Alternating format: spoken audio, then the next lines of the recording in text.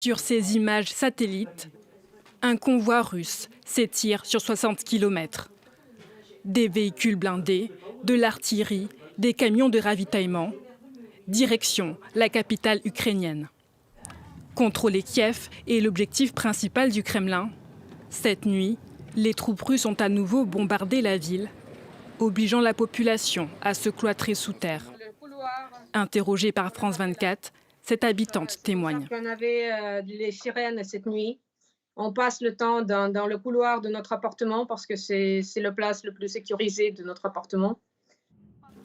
À Kharkiv aussi, la deuxième ville d'Ukraine, les bombardements s'intensifient. Les quartiers résidentiels sont touchés. Selon les autorités locales, il y aurait plusieurs morts parmi les civils. Kharkiv reste pour le moment sous contrôle ukrainien. Mais à Kherson, dans le sud-ouest du pays, les Russes sont déjà aux portes de la ville. Selon le maire, l'armée aurait installé des postes de contrôle à tous les points d'entrée.